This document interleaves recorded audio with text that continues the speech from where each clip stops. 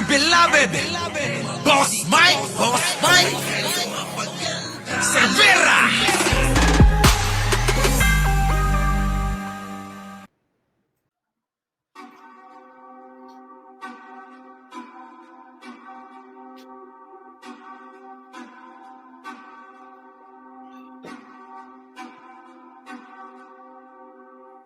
Para sa inyo tong kanta.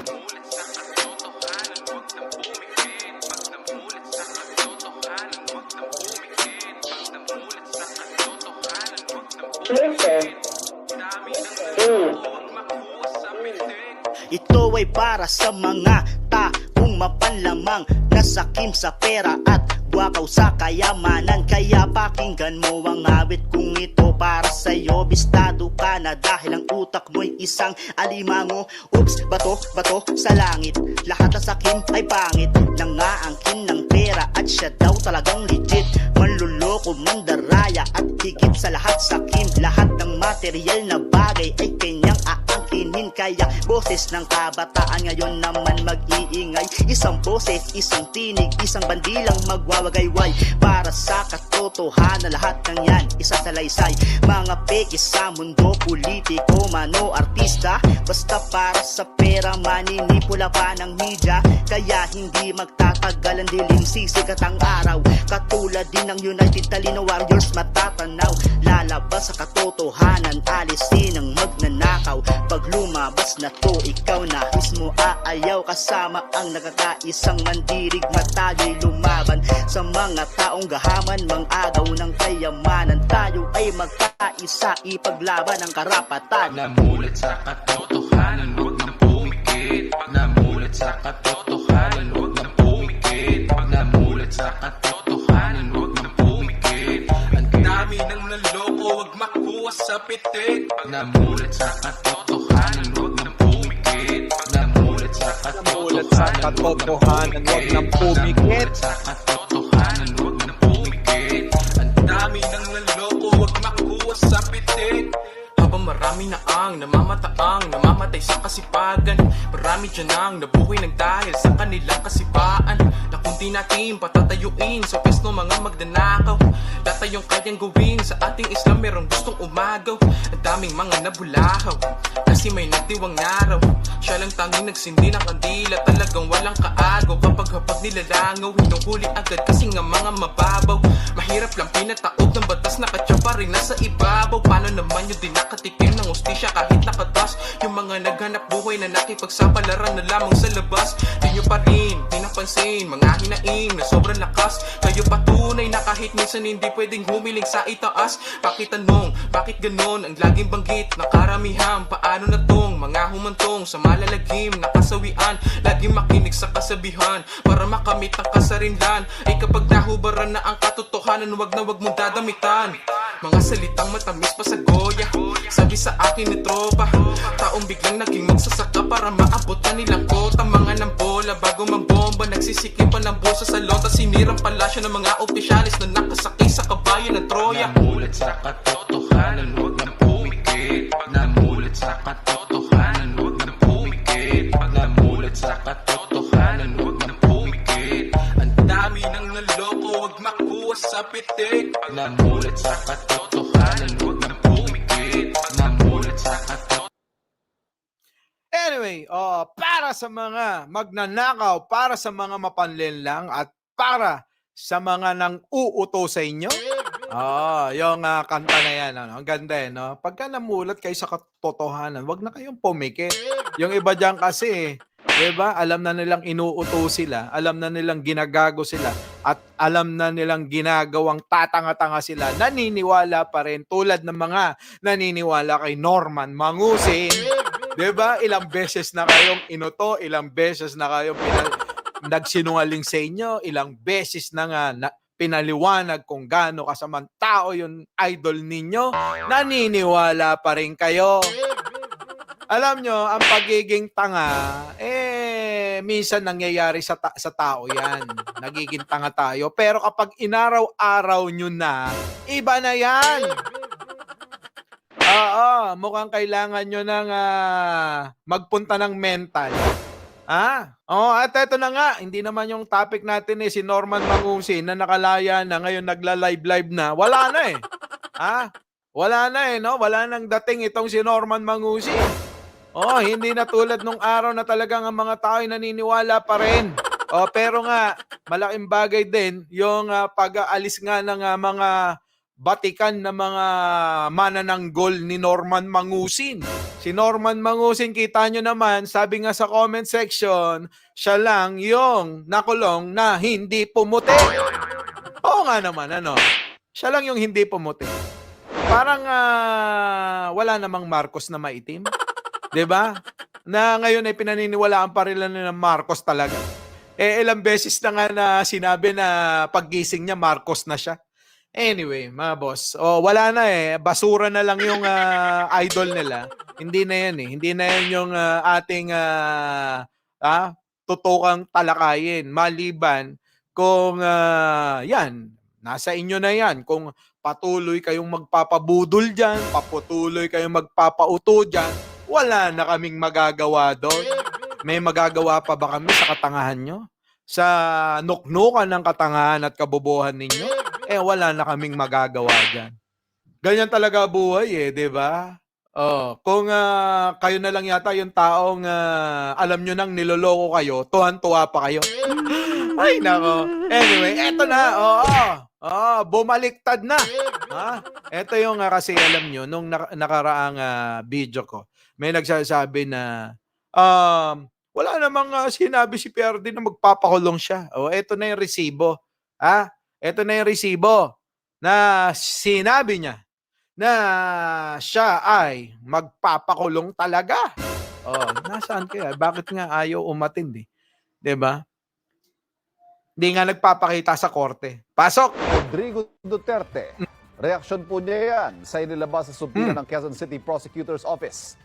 Dagdag pa ni Duterte sa kanyang TV program, siya raw ang inaalipusta na naghain ng reklamong grave threat na si ACT Teachers Party List Representative Franz Castro. Ang pagsampa ng reklamo ni Castro ay kasunod. Baliktad! Siya na nga, sabi ko sa inyo, nagpapaawa na ito Parang humihingi na ng simpatya nyo. Sa mga DDS dyan, humihingi na ng simpatya yung idol ninyo. Dahil eto na nga, alam niya na madadali siya ng ICC. At alam niya na may mali siya dito kay si Franz Castro na di umano'y NPA daw. Paano ngayon ito? Ayan, sinabi niya mismo na siya mismo yung magpapakulong. Tuloy natin. Banggit ni Duterte ng pangalan ng kongresista kaugnay sa confidential funds ng anak nitong si Vice President Sara Duterte. Nakaramdam daw kasi ng pagbabanta si Castro. Susunod po ba kayo sa subpoena ng QC prosecutor? Pakulong na lang ako kasi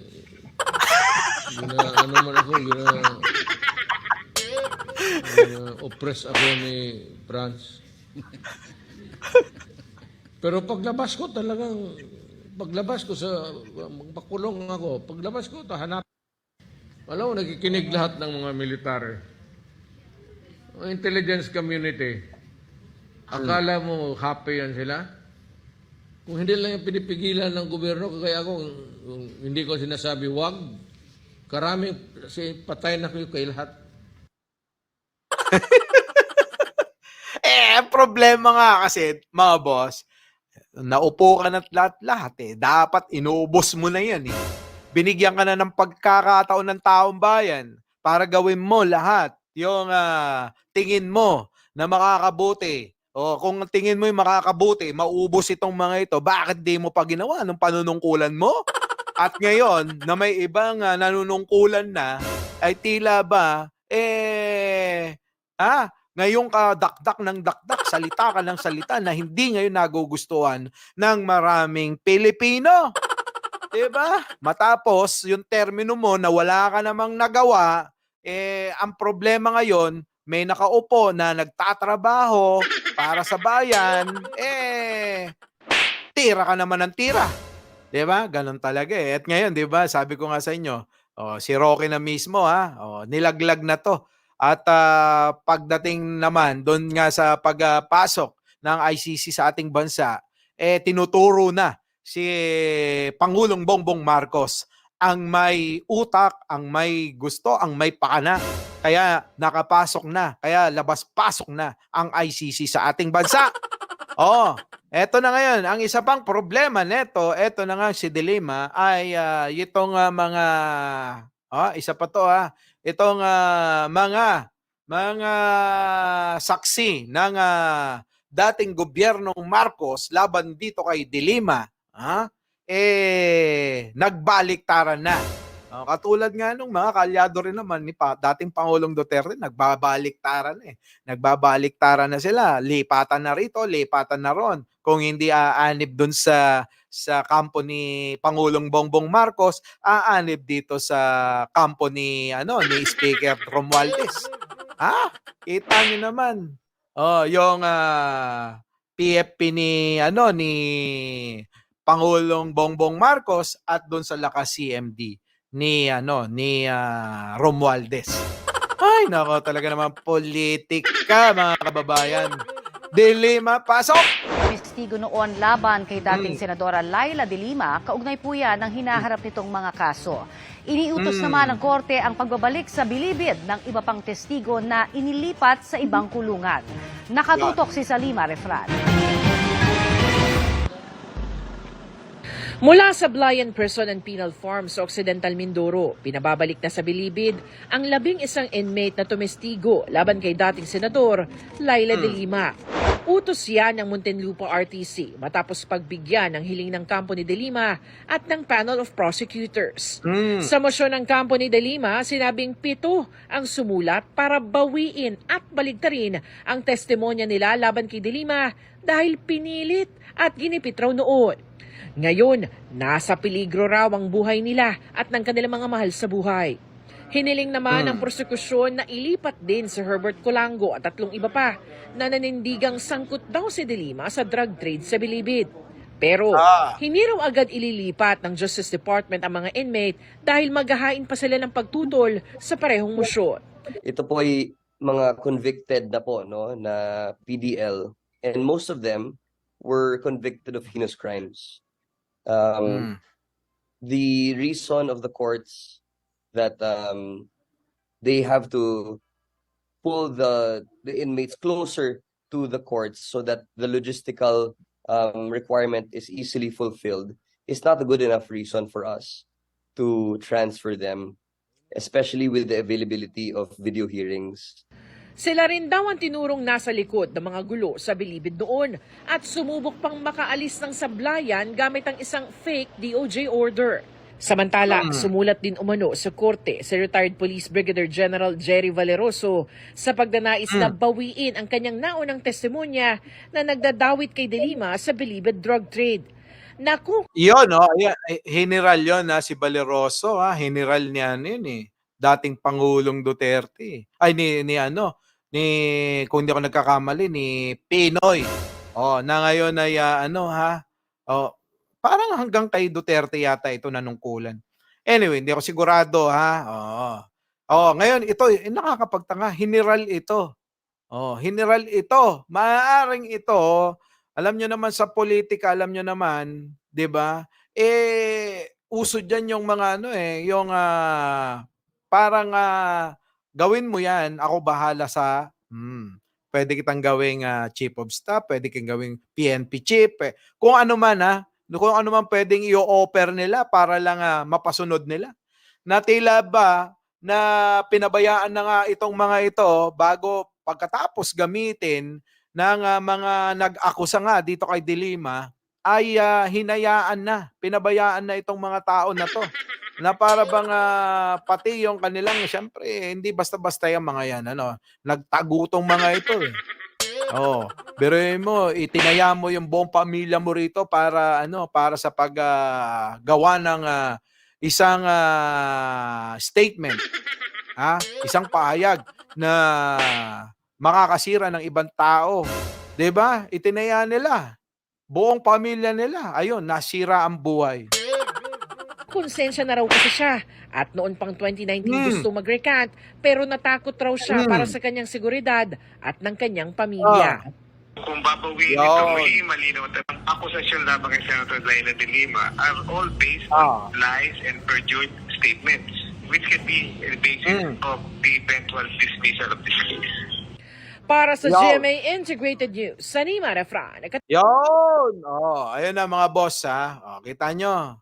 Hay nako, paano ngayon yan? Matagal na palang gustong bawiin itong mga pinahayag nga nitong si General Valeroso. At eto ngayon, sabi ng abogado nga ni De Lima na ito ay pwede na maging grounds para i-dismiss itong kaso. Kaya nga maraming nadismaya na mga Pilipino dahil nga dito sa pagkakalaya ni De Lima. Sa mga iba naman na pati si Norman Mangusin pinalaya nila. Walang connection si De Lima kay Mangusin, mga kababayan ha. Iba-ibang usapin itong si De Lima. Masyadong malalim tong usapin na to. Yung idol nyo, si si Norman Mangusin Kulaong, basurang usapin na lang yan. Wala nang silbi, wala nang kwenta, wala nang bilang. Ha?